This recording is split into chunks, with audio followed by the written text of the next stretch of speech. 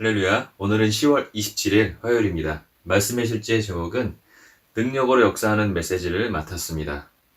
그런즉 그들이 믿지 아니하는 일을 어찌 부르리요?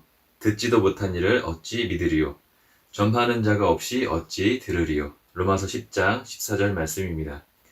사람의 구원을 보장하고 세상을 바꿀 수 있는 유일한 메시지를 맡고 있다고 상상해 보십시오. 복되신 주 예수 그리스도의 영광스러운 이 복음이 당신에게 맡겨졌습니다. 당신은 그리스도의 비밀을 맡은 자로서 당신에게 요구되는 것은 신실성입니다. 복음의 사역을 수행하는 일에 있어서 불성실하지 마십시오. 그 일을 가볍게 여기지 마십시오. 당신은 오늘 영혼을 구원할 수 있습니다. 지금은 마지막 때입니다. 그저 사람들이 예수님에 대해 듣고 그분을 믿기를 소망하지 마십시오. 그 일이 일어나도록 행동하십시오. 당신이 직접 이 복음을 전하십시오. 복음에 대해 더 열정적인 사람이 되십시오.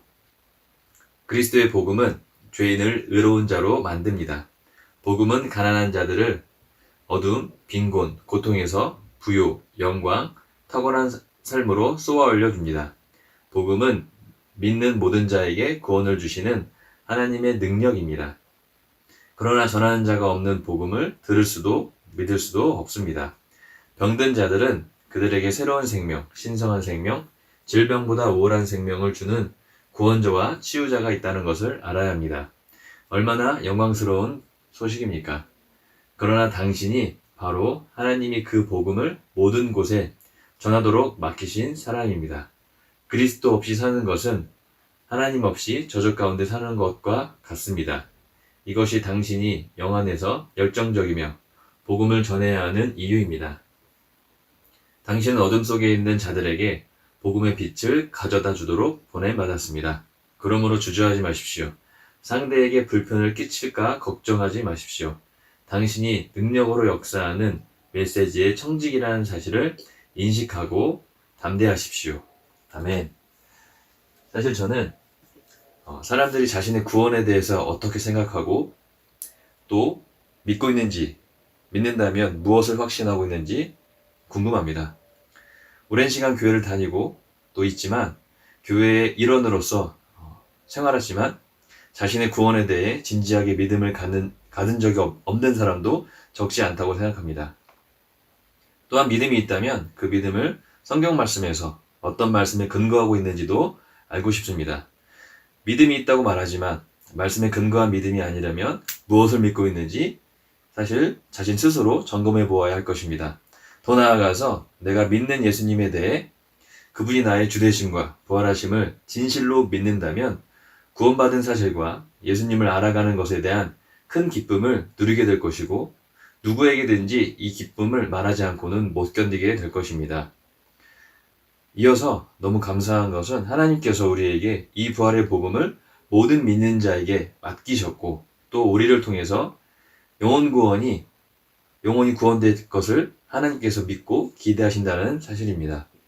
단순히 생각해도 하나님께서는 예수님을 통해 모든 영혼이 주의 영광을 볼 수 있도록 길과 진리와 생명이 되셨다고 성경에서 말씀하고 있습니다. 우리가 만일 그분이 하신 일을 영혼들에게 소개하고 또 받아들이게 된다면 구원의 역사가 그에게 일어날 것입니다. 한마디로 하나님께서는 내가 아니면 안 되는 것입니다. 세상 사람들은 예수님을 알고 만나기 전에는 자신이 어떤 상황과 처지에 놓여 있는지 알지 못합니다. 그러나 예수님에 대해 또 그분이 자신을 위해 하신 일이 무엇인지 알게 된다면 또 알려준다면 자신이 속해 있는 상황에서 더 이상 있지 않으려고 할 것입니다. 오늘 말씀의 실제서와 같이 복음은 가난한 자들을 어둠, 빈곤, 고통에서 부요, 영광, 탁월한 삶으로 쏘아 올려준다고 말씀하고 있습니다. 또 복음은 믿는 모든 자에게 구원을 주시는 하나님의 능력이다 라고 말씀에서 정확히 명시하고 있습니다. 그러나 전하는 자가 없는 복음을 누가 들을 수 있으며 또 누가 또 믿을 수 있단 말입니까? 누구나 이 영광스러운 복음을 들을 권리가 있고 또 우리에겐 전해야 하는 책임이 있습니다. 그리스도인인 모두가 삶과 인생에서 복음을 전하는 것이 인생의 방향이 되고 목표가 될 때 정말 많은 영혼들이 우리를 통해서 또 나 자신을 통해서 구원받게 될 것입니다. 그것이 우리의 사명이며 우리가 나아가야 할 방향입니다.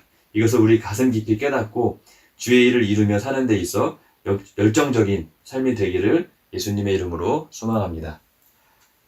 기도 고백하고 마치겠습니다. 복되신 아버지, 오늘 복음을 듣게 될 모든 사람에게 말씀이 역사하여 그들이 구원받은 것을 위해 기도합니다.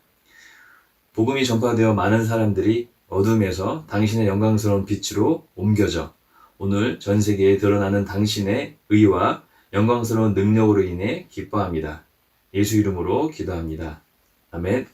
오늘도 영광스러운 하루가 되시기를 예수님의 이름으로 축복합니다. 아멘.